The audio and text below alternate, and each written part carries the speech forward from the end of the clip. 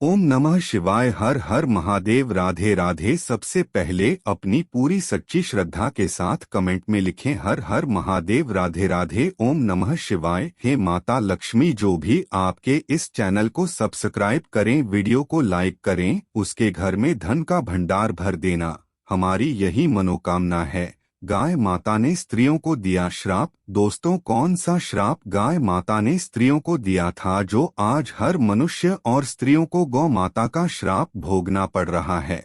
दोस्तों, आज की यह कहानी बहुत ही ज्यादा ज्ञानवर्धक है, बहुत ही ज्यादा मोटिवेट करने वाली कहानी है। आंखों से आ जाएंगे आंसू। आज इस कहानी को अगर आप सही ढंग से सुन और समझ लेंगे तो आप भी हर किसी की मदद करने के लिए तैयार हो जाया करेंगे। मित्रों, गौ माता वैसे भी पूजने योग्य हैं और पूजी भी जाती हैं। गाय को गाय माता भी कहा जाता है, लेकिन वही गौ माता की आज हमारे इस देश में भी गौ माता की दुर्दशा हो रही है। जब गौ माता ने पहले एक स्त्री को श्राप दिया था, वह श्राप सभी स्त्रियों और सभी मनुष्यों को भोगना पड़ रहा है।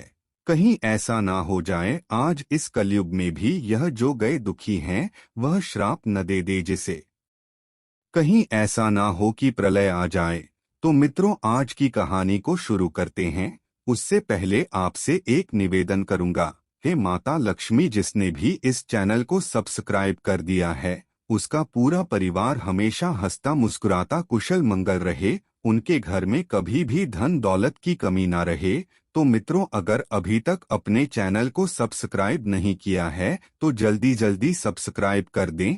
एक बार एक किसी नगर में गोपाल नाम का व्यक्ति रहता था। गोपाल जो नाम था उसका, वह गाय माता को पाल कर रखता था। मित्रों, जब गए उसके घर पर पली हुई थी तो गाय पालने के बाद जब वह दूध देती है तब तक उसे दूध को वह गारता निकलता रहता, उसे गाय के दूध को बचता रहता था, खुद भी उसे गाय के दूध को खाता। इसके अलावा अपने घर परिवार को भी बहुत अच्छे तरीके से खिलाता रहता। ऐसा ही कई महीना चलता रहा। गोपाल और उसके घर परिवार वाले अच्छे से गौ माता का दूध कहते रहे। एक समय ऐसा होता है, गौ माता दूध देना बंद कर देती है। जब गौ माता दूध देना बंद कर देती है तो गोपाल उसे गाय को छोड़ देता है, चारा डालना बंद कर देता है।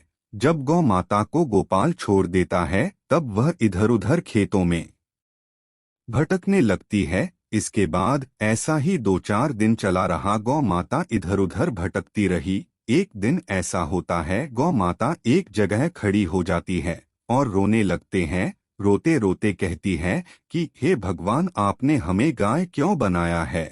मेरे साथ इस मनुष्य ने बहुत बड़ा अन्याय किया है। यह मनुष्य ऐसा है कि जब तक मैं इसे दूध दिया तब तक तो इसने हमें अच्छा चारा दिया, भरपेट भोजन कराया, पानी भी पिलाया और मेरी सेवा भी किया। लेकिन जैसे ही मैं दूध देना बंद कर दिया तो इसका मतलब ही निकल गया, तो इसने मुझे छोड़ दिया। सर्दियों में डर डर की ठोकर खाती हूँ और गर्मियों में भूखी प्यासी मरती रहती हूँ। आप भगवान, आप ही बताओ मैं कहाँ जाऊँ, क्या करूँ? गाय की यह पीड़ा देख प्रकृति भी रोने लगती है। गाय जोर जोर से भगवान को याद करती और रोती रहती है। मित्रों, गाय माता के साथ साथ ईश्वर भी रोने लगते हैं। मित्रों, गौ माता रोती बिलखती इधर उधर भटक रही थी। इधर उधर भटकते भटकते जो भी जंगलों में घास मिलती है उसे खा लेती है। अब ऐसे में कुछ समय बीता। एक दिन जब वह गाय गर्भवती हो जाती है, जब गाय के गर्भवती होने के 2-4 महीने हो जाते हैं तो उसके बाद घूमते घूमते गाय माता किसी नगर के पास पहुंच गई।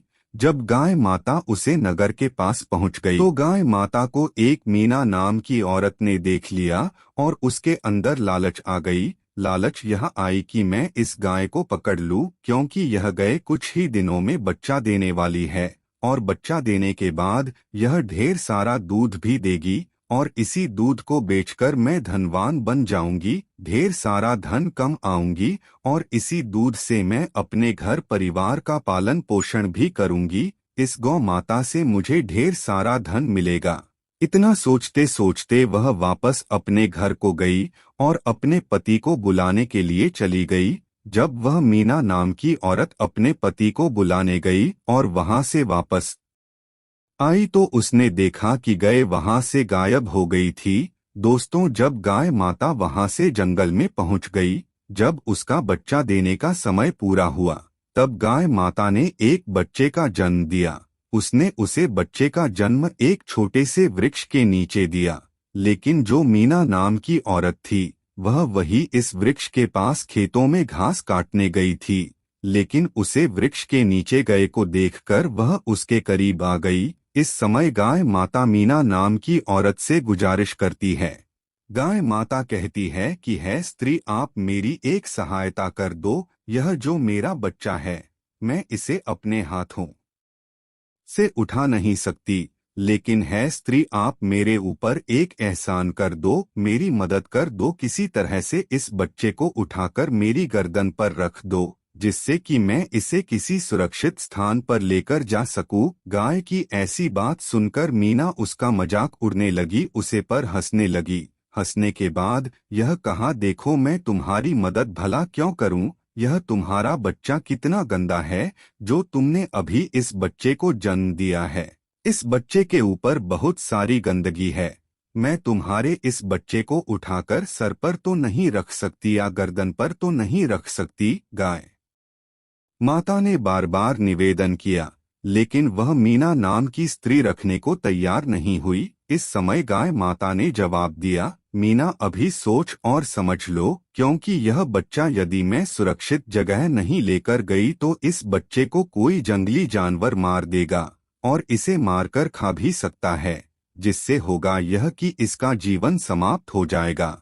इसलिए मेरी मदद कर दो, क्योंकि यह बच्चा अभी चल नहीं पाएगा। नादान है, कोमल है, भोला भाला भी है।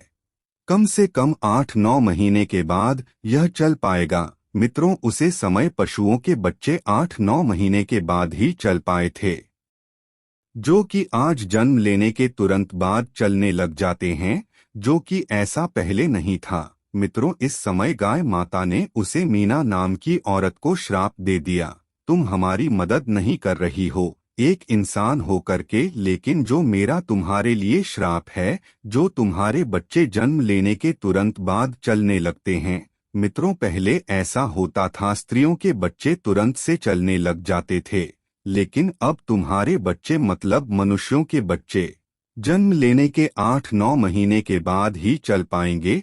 लेकिन जो पशुओं के बच्चे हैं, मतलब पक्षियों और गाय भैंस हिरण, इनके जो बच्चे होते हैं वह तुरंत से चलने लगेंगे। ऐसा कहते हुए उसे गाय माता ने श्राप दे दिया। मित्रों, उस एक मीना की वजह से श्राप लग गया। वह श्राप आज हर एक पुरुष और स्त्रियों को भोगना पड़ रहा है। मित्रों, कई लोग गाय माता को मामूली समझते हैं, जबकि गाय माता के अंदर समस्त 33 कोट देवी देवताओं का वास होता है। शास्त्रों की हर एक पुस्तक में गाय माता का बखान है, और जब यह 33 कोट देवता क्रोधित होते हैं, तब पूरा ब्रह्मांड हिल जाता है, कहाँ पर जाता है और थरथराता है। दोस्तों, यही कारण है कि पहले मनुष्य के जो बच्चे होते थे वह तुरंत पैदा होने के बाद चलने लगते थे। अपने प्रमाण भी देखा होगा। सुखदेव ने जब जन्म लिया था तो वह घर से ही निकाल गए थे जंगल के लिए। व्यास जी भी जन्म लेने के तुरंत बाद चलने लगे थे।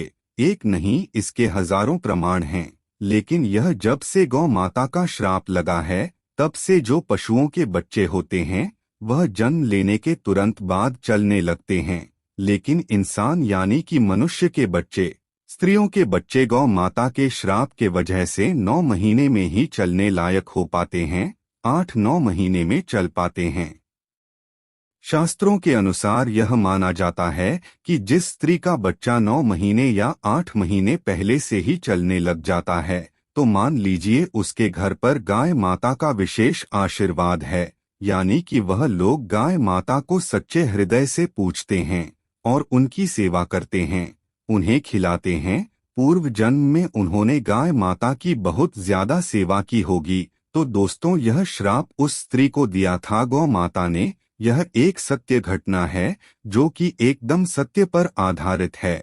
तो मित्रों, इस कथा से यह सीख मिलती है कि यदि कोई आशा है, जीव हमसे सहायता मांगता है तो दिल खोलकर उसकी सहायता जरूर करें, उसकी मदद जरूर करें। यदि हम सहायता करने लायक हैं, किसी की मदद करने लायक हैं, तो हमें उसकी मदद अवश्य करनी चाहिए। यदि हम मदद नहीं करेंगे तो हो सकता है उसकी बद्दुआ हमें ना लग जाए। पहले जो श्राप हुआ करता था वह इस कलयुग में बद्दुआ हो गया है। अगर किसी मनुष्य को बद्दुआ लग जाती है तो उसका एक एक टाइम धीरे धीरे खराब होने लगता है, घर में तंगी आने लगती है। तो मित्रों, अगर आप गाय माता को सच्चे दिल से मानते हैं, उनकी पूजा करते हैं, तो कमेंट में लिखे जय गौ माता और साथ में वीडियो को लाइक जरूर कर दें।